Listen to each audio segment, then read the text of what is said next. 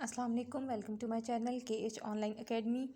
तो दोस्तों हम कर रहे थे एक्सरसाइज 10.3 का क्वेश्चन नंबर 1 हमने अपने लास्ट लेक्चर में किया था। अब हम करने लगे हैं एक्सरसाइज 10.3 का क्वेश्चन नंबर 2।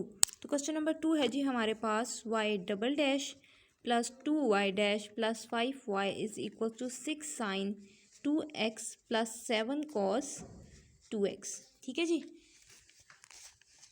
10.3 का जो मेरा पहला लेक्चर है उसमें मैंने बताया है कि हमने पर्टिकुलर सोल्यूशन कैसे फाइंड करना है यूसी मेथड से। ठीक है जी। तो अगर आपने अभी तक मेरी वो वीडियो नहीं देखी तो आप पहले वो वीडियो देख लें, उससे आपको मज़ीद क्लियर हो जाएगा कि हमने कहाँ पे क्या करना है। सबसे पहले तो हमारे पास राइट साइड जो है वो जीरो के इक्वल नहीं है, इसका मतलब नॉन होमोजीनियस इक्वेशन है। नॉन होमोजीनियस इक्वेशन है तो हमने उसका कम्प्लीमेंट्री और पर्टिकुलर सोल्यूशन दोनों निकाल लें। ठीक है जी। तो कम्प्लीमेंट्री सोल्यूशन निकालने के लिए मेरे पास लिखा हुआ है डबल डेरिवेटिव ऑफ वाई। इसको लिख सकती हूँ ऐसे d2y plus 2dy plus 5y is equals to 6 sine 2x plus 7 cos 2x। ठीक है जी। 6 sine 2x plus 7 cos 2x। अब आपको पता है कि यहाँ से मेरा y कॉमन आ जाएगा, 2d प्लस 5 y रह जाएगा is equals to 6 sine 2x plus 7 cos 2x। ठीक है जी।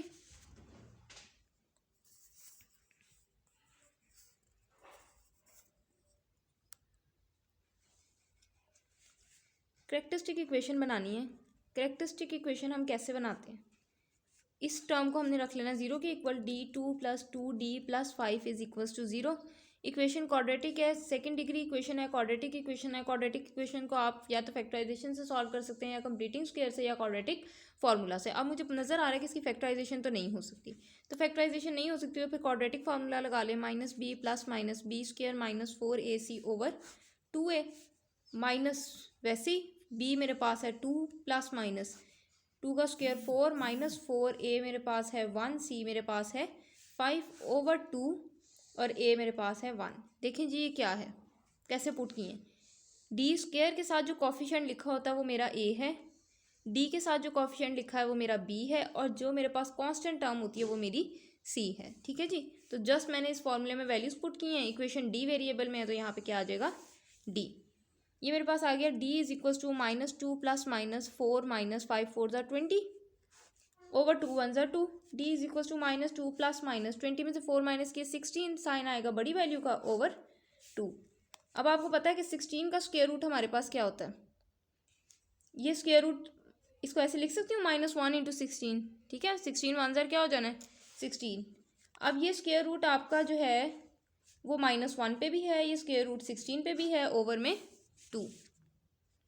ठीक है जी। तो ये d मेरे पास आ गया -2 प्लस माइनस, स्क्वायर रूट के अंदर जब भी माइनस आ जाए वो किस में चला जाएगा, आयोटा में। और 16 किसका स्क्वायर रूट होता है 4 का।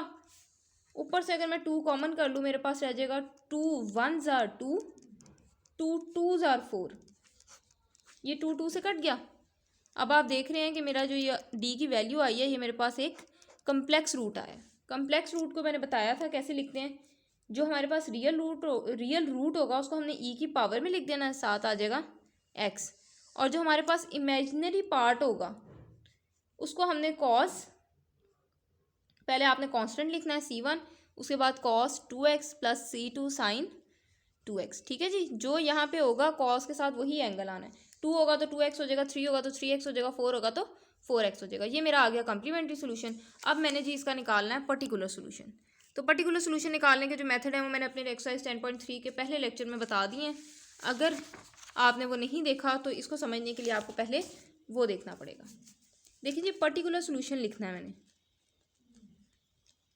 आपको बताया था जब खाली साइन हो तो भी मैंने अपना आंसर साइन कॉज में लेना है, जब खाली कॉज हो तो भी आंसर साइन कॉज में लेना है, जब साइन और कॉज आ जाए तो भी मैंने अपना आंसर जो है, अपना पर्टिकुलर सोल्यूशन जो है वो साइन और कॉज में लिखना है। ठीक है जी। यहाँ देखो साइन के साथ मेरे पास क्या है, कांस्टेंट है, साइन के साथ कांस्टेंट है, तो कांस्टेंट को हम कैसे लिखते हैं, ए के साथ हम लिख देते हैं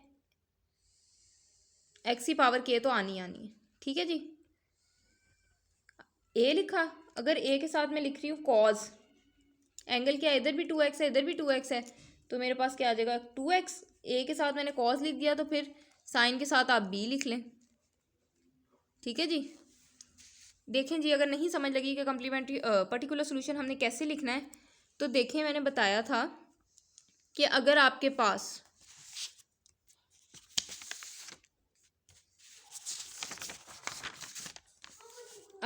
पास हो आपकी राइट साइड पे खाली कांस्टेंट, तो इसका पर्टिकुलर सोल्यूशन हम लिखते हैं ए आ जाता है। एक्स की पावर के सब के साथ आना है। राइट साइड पे अगर खाली कांस्टेंट है तो उसका पर्टिकुलर सोल्यूशन मेरे पास क्या है, ए और साथ एक्स की पावर के आ जाएगा। अगर मेरे पास राइट साइड पे है कोई कांस्टेंट है और लिखा हुआ कॉस, कोई कांस्टेंट है और लिखा हुआ कॉस, तो कांस्टेंट को कैसे लिखते हैं, ए आ जाएगा, कांस्टेंट का ए आ गया।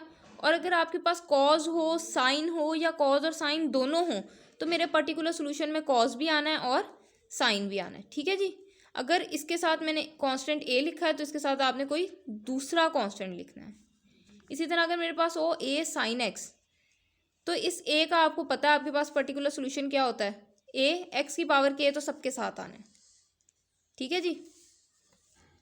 इस ए का मेरे पास पर्टिकुलर सोल्यूशन है ए। अब साइन में आ रहा है, साइन में आ रहा है तो इसका मतलब है एक के साथ मेरा कॉज आएगा, दूसरे के साथ मेरा साइन आएगा। तो कांस्टेंट फर्क करने हैं। अगर कॉस के साथ आपने ए यूज़ किया तो साइन के साथ बी कर लें, अगर साइन के साथ ए यूज़ किया तो कॉस के साथ बी कर लें। ये तरीका है इनके पर्टिकुलर सोल्यूशंस लिखने का, 7x की पावर के। ठीक है। तीसरी चीज़ मैंने ये बताई कि अगर आपके पास लिखा है A sine x plus B cos x, ठीक है, तो आपको पता है कि जी ए का पर्टिकुलर सोल्यूशन मेरे पास क्या होता है, ए, उसके साथ क्या आ जाना है, कॉस भी आ जाना है और उसके साथ साइन भी आ जाना है। ठीक है जी। 7 आ गया जी एक्स की पावर के। अगर मैं अब इसका लिखती हूँ, बी कांस्टेंट है, कांस्टेंट का पर्टिकुलर सोल्यूशन हम कैसे लिखते हैं, ए लिखते हैं, ए मैं पहले यूज़ कर चुकी हूँ, बी भी यूज़ कर चुकी हूँ, चलें जी यहाँ सी यूज़ कर लें। ठीक है। साथ कॉस भी आना है और साथ साइन भी आना है, ऐसे ही लिखते हैं ना। ये वाला देख लो, ए साइन था तो कैसे लिखा था, ए कांस्टेंट का पर्टिकुलर सोल्यूशन कांस्टेंट, उसके साथ कॉस भी आएगा, उसके साथ साइन भी आएगा, लेकिन कांस्टेंट दोनों फ़र्क रखने। अभी मेरे पास साइन प्लस कॉस आ रहा है, तो साइन का कैसे लिखना है, ये कांस्टेंट था, कांस्टेंट का पर्टिकुलर सोल्यूशन ए, साइन के साथ कॉस भी आ गया और साइन भी आ गया। ठीक है। कांस्टेंट के साथ मैंने अपना कॉस भी रखना है और साइन भी रखना है। इसी तरह कॉस के लिए कांस्टेंट के साथ मैंने अपना कॉस भी रखना है और साइन भी रखना है, 7x की पावर के जो मल्टीप्लाई हो जाएगी। ये दोनों आपस में क्या हो रहे हैं, प्लस, तो ये और ये वाले मेरे पास सोल्यूशन आपस में क्या होंगे, प्लस।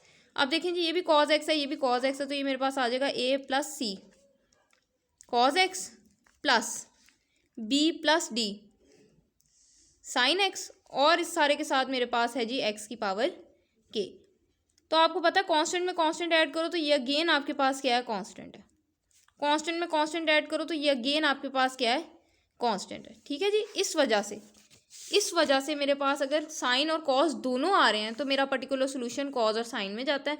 खाली कॉस आएगा तो भी कॉस और साइन में जाना है, खाली साइन आएगा तो भी कॉस और साइन में जाना है। अगर प्लस में आ गया तो मैंने आपको ये दिखा दिया है कि तब भी आपका पर्टिकुलर सोल्यूशन कॉस और साइन में जाना है। बार बार इसको लिखने की ज़रूरत नहीं है, क्योंकि कांस्टेंट में कांस्टेंट ऐड किया वो फिर कांस्टेंट ही है, कांस्टेंट में कांस्टेंट ऐड किया वो फिर कांस्टेंट ही है। तो अगर खाली कॉस आ जाए तो भी कॉस साइन में जाना है, खाली साइन आ जाए तो भी कॉस साइन में जाना है, साइन और कॉस दोनों आ जाए तो भी आपका जो पर्टिकुलर सोल्यूशन है वो कॉस और साइन में ही जाना है। ठीक है जी। तो ये मैंने अपना पर्टिकुलर सोल्यूशन लिखा है। मेरी राइट साइड थी 6 sine 2x plus 7 cos 2x। ठीक है। ये बात याद रखिएगा कि पर्टिकुलर सोल्यूशन कॉस और साइन में जाना है इसका। ठीक है। बार बार नहीं लिखना आपने। अब देखिए, मैंने आपको बताया कि हमने कैसे चूज़ करना है। के मेरे पास होता है 0 1 2 3 एंड सो ऑन। के को मैं 0 पुट करती हूँ, के को 0 पुट किया, एक्स की पावर 0, एक्स की पावर 0 क्या हो गई, 1, एक्स की पावर 0 1 हो जाएगी। मेरा पर्टिकुलर सोल्यूशन रह जाएगा A cos 2x plus B sine 2x। ठीक है जी। आपने चेक करना है कि क्या ये वाली टर्म आपके कम्प्लीमेंट्री सोल्यूशन से तो नहीं मैच कर रही। ये वाईपी में जितनी भी टर्म्स आ रही हैं उसमें से कोई कम्प्लीमेंट्री सोल्यूशन से तो नहीं मैच कर रही। तो देखें हमारा कम्प्लीमेंट्री सोल्यूशन क्या था। कम्प्लीमेंट्री सोल्यूशन है मेरे पास, ये ई की पावर माइनस एक्स को अंदर मल्टीप्लाई कर लो, C1 ई की power minus x cos 2x plus C2 ई की power minus x sign 2x। ठीक है जी। ये मेरा कम्प्लीमेंट्री सोल्यूशन है। के को जब मैं 0 पुट करती हूँ ये मेरा पर्टिकुलर सोल्यूशन है। तो देखो ये ए है मेरे पास, कांस्टेंट है ना, ये सी भी मेरे C1 भी कांस्टेंट है, ये cos 2x है, ये भी मेरे पास cos 2x है, लेकिन कम्प्लीमेंट्री सोल्यूशन में मेरे पास ई की पावर माइनस एक्स एक्स्ट्रा आ रहा है। ठीक है। ई की पावर माइनस एक्स एक्स्ट्रा आ रहा है जो कि मेरे पर्टिकुलर सोल्यूशन में के को 0 पुट करने से नहीं आ रहा। तो कोई भी टर्म मैच नहीं कर रही। ठीक है। अगर कोई टर्म ऐसी होती जो यहाँ पे भी होती और वहाँ पे भी होती, फिर आपने के को 0 पुट नहीं करना था, फिर हमने 1 पुट करना था, फिर चेक करना था कि कोई टर्म हमारे कम्प्लीमेंट्री सोल्यूशन से तो नहीं मैच कर रही। तो हमें पता लग गया कि के को जब मैंने 0 पुट किया तो मेरी कोई भी टर्म जो है मेरे कम्प्लीमेंट्री सोल्यूशन से मैच नहीं कर रही, तो मैं के को 0 रख सकती हूँ। ठीक है जी। तो मेरा पर्टिकुलर सोल्यूशन फिर यही आ जाएगा, a cos 2x plus b sin 2x। के को हमने पुट किया है 0, पर्टिकुलर सोल्यूशन मेरा आ गया a cos 2x plus b sin 2x। ठीक है जी। अब आप देखो, आपकी जो इक्वेशन थी ये मेरे पास गिवन इक्वेशन थी, कितने डेरिवेटिव है? डबल। तो इसको 2 टाइम्स डिफ्रेंशिएट कर लो। चलें जी, a तो कांस्टेंट है, cos का डेरिवेटिव लूँगी आ जाएगा माइनस साइन 2x, और आगे जब इसका डेरिवेटिव लूँगी 2x का, ठीक है, आगे एंगल का भी डेरिवेटिव लेते हैं, प्लस b कांस्टेंट है, साइन का डेरिवेटिव होता है cos 2x, और आगे जब मैं इस एंगल का डेरिवेटिव लूँगी तो देखें जी क्या बनेगा। तो मेरा पहला डेरिवेटिव आया है माइनस a साइन 2x, और जब 2x का derivative with respect to x लिया तो क्या आ जाएगा 2, प्लस b cos 2x, और जब इस 2x का डेरिवेटिव मैंने विद रिस्पेक्ट टू x लिया तो मेरे पास क्या आ गया 2। तो वाई पी डैश तो जी मेरे पास आ गया है माइनस 2a, 2 पहले लिख लें, minus 2a sign 2x plus 2b cos 2x। ठीक है जी, ये पहला डेरिवेटिव आ गया। अब मुझे क्या चाहिए? दूसरा भी चाहिए। साइन का डेरिवेटिव cos, साइन का डेरिवेटिव है मेरे पास cos 2x, और आगे इसका डेरिवेटिव लूँगी तो वो क्या आ जाएगा 2, प्लस 2b, cos का डेरिवेटिव है जी माइनस साइन 2x, और आगे जब मैं इस 2x का डेरिवेटिव लूँगी तो वहाँ से मुझे क्या मिल जाएगा 2। तो वाई पी का डबल डेरिवेटिव मेरे पास क्या आ गया, 2 2 ज़ार 4 माइनस के साथ, प्लस माइनस माइनस 2 2 ज़ार 4b साइन 2x। ठीक है, ये मेरे पास डबल डेरिवेटिव आया, ये मेरे पास डबल डेरिवेटिव आया है, ये मेरे पास जी सिंगल डेरिवेटिव आया है। ठीक है जी, और वाई पी मेरे पास बताते खुद क्या है, ये सारी वैल्यूज़ वाई पी की, वाई पी के डेरिवेटिव की, वाई पी के डबल डेरिवेटिव की मैंने अपनी गिवन इक्वेशन में पुट करनी है। ठीक है, पहले है वाई डबल डैश, तो चलें जी वाई डबल डैश की वैल्यू पुट करते हैं। तो वाई डबल डैश की वैल्यू क्या है मेरे पास, minus 4a cos 2x minus 4b sine 2x। उसके बाद जी मेरे पास है आगे प्लस 2, फिर y का फर्स्ट डेरिवेटिव है, प्लस 2 और फिर y का फर्स्ट डेरिवेटिव है। तो फर्स्ट डेरिवेटिव की वैल्यू मेरे पास ये लिखी हुई है, minus 2a sign 2x plus 2b cos 2x। ठीक है जी, ये मेरे पास फर्स्ट डेरिवेटिव की वैल्यू हो गई। उसके बाद देखिए हमारी गिवन इक्वेशन में क्या है, प्लस 5y, तो प्लस 5 वैसे ही y की जगह पे जब मैं उसकी वैल्यू पुट करूँगी तो वो मेरे पास आ जाएगा a cos 2x plus b sine 2x is equals to, equal to में मेरे पास क्या है, इक्वल टू में मेरे पास है जी 6 sine 2x plus 7 cos 2x। तो इक्वल टू वाली राइट साइड तो मेरे पास वैसे ही आ जानी है। ठीक है, राइट साइड मेरे पास क्या आ गई, 6 sine 2x plus 7 cos 2x। अब इसको सिंप्लीफाई कर लें, जो मल्टीप्लाई हो रहा है मल्टीप्लाई कर लें, minus 4a cos 2x minus 4b sine 2x plus minus minus 2 2 ज़ार 4a sine 2x plus plus plus 2 2 ज़ार 4b cos 2x plus 5a cos 2x, 5 को अंदर मल्टीप्लाई कर देना। ठीक है, a वाली के साथ भी और b वाली के साथ भी, इज इक्वल्स टू में मेरे पास आ गया 6 sine 2x plus 7 cos 2x। ठीक है जी, अब देखिए आपके पास cos 2x वाली कौन कौन सी हैं और जिनके साथ a भी हो, a cos 2x ये है, a cos 2x ये है, बस ये cos 2x है लेकिन यहाँ पे साथ b है, तो मैंने पहले a वाली देखनी है। ये दोनों हैं, 5 प्लस का 4 माइनस का, प्लस माइनस माइनस, 5 में से 4 माइनस किया 1 cos 2x, साइन आएगा बड़ी वैल्यू का। ठीक है जी, इसी तरह b साइन 2x ये है मेरे पास, b साइन 2x मेरे पास ये है, प्लस माइनस माइनस, 5 में से 4 माइनस किया 1 b साइन 2x आ जाएगा, साइन आएगा बड़ी वैल्यू का, तो बड़ी वैल्यू मेरे पास 5 वाली है, तो यहाँ क्या आ गया प्लस, ठीक है जी। बाकी मेरे पास क्या रह गया, -4 sign 2x plus 4b cos 2x, ये वैसे ही आ जाना है, sign 2x plus 4b cos 2x, और इक्वल में जी मेरी राइट साइड है जी 6 sine 2x plus 7 cos 2x, ठीक है जी। अब आप कॉमन कर लें साइन 2x वाली और कॉस 2x वाली, ये मेरे पास कॉस वाली है, ये मेरे पास कॉस वाली है, कॉस 2x मैंने कॉमन कर लिया, अंदर मेरे पास यहाँ से बचा a, यहाँ से मेरे पास बचा 4b, ये मेरे पास आ गया जी a plus 4b। Sine 2x common करूँगी इसमें से तो मेरे पास अंदर क्या बचेगा, साइन 2x तो मैंने कॉमन कर लिया, बाकी यहाँ पे रह गया b और यहाँ पे रह गया -4a, ठीक है जी, is equals to 6 sine 2x plus 7 cos 2x, ठीक है जी। अब आप देखो कि आपके पास 6 sine 2x plus 7 cos 2x है राइट साइड पे, लेफ्ट साइड पे भी आपके पास जो है कॉफिशेंट आ गया कॉस का कॉफिशेंट ये है, साइन का कॉफिशेंट ये है, ठीक है। यहाँ पे साइन का कॉफिशेंट ये है और कॉस का कॉफिशेंट ये है। तो अगर मैं दोनों साइड्स पे कॉस के कॉफिशेंट्स कंपेयर करूँ from left and right side, तो लेफ्ट साइड पे मेरे पास cos 2x का कॉफिशेंट है a प्लस 4b और राइट साइड से cos 2x का कॉफिशेंट है 7, तो मेरे पास इक्वेशन क्या बन जाएगी, a plus 4b is equals to 7, ठीक है जी। ये पहली इक्वेशन बन गई। अब अगर मैं साइन 2x के कॉफिशेंट्स कंपेयर करती हूँ, साइन 2x का कॉफिशेंट एक मेरे पास ये है b-4a, लेफ्ट साइड से b-4a है और राइट साइड से साइन 2x का कॉफिशेंट है मेरे पास 6, तो इक्वेशन क्या बन जाएगी, b-4a is equals to 6, b-4a is equals to 6, ये मेरे पास पहली इक्वेशन है, ये मेरे पास दूसरी इक्वेशन है। इन दोनों इक्वेशंस को हम सॉल्व करेंगे तो हमारे पास जी a और b की वैल्यू निकल आएगी, उसको हमने वापस अपने पर्टिकुलर सोल्यूशन में पुट कर देना है, ठीक है जी। तो देखें आपको ये तो बहुत अच्छे तरीके से पता है कि ये इन इक्वेशंस को हम सिमल्टेनियसली कैसे सॉल्व करते हैं। किसी एक इक्वेशन को यहाँ a के साथ कॉफिशेंट 1 है, यहाँ a के साथ कॉफिशेंट 4 है, तो पहली इक्वेशन को अगर मैं 4 से मल्टीप्लाई कर दूँ, अपनी पहली इक्वेशन को अगर मैं 4 से मल्टीप्लाई कर दूँ तो मेरे पास क्या बन जाएगा, 4a प्लस 4 4 ज़र 16b इज इक्वल्स टू 7 4 ज़र 28। दूसरी इक्वेशन को अरेंज करके लिखें, a के नीचे आपने a वाली लिखनी है, याद रखिएगा कि नंबर से पहले हमेशा उसका साइन होता है, तो ये साइन मेरा 4 के साथ है, ये b के साथ नहीं है, तो ये मैंने लिख दिया -4a।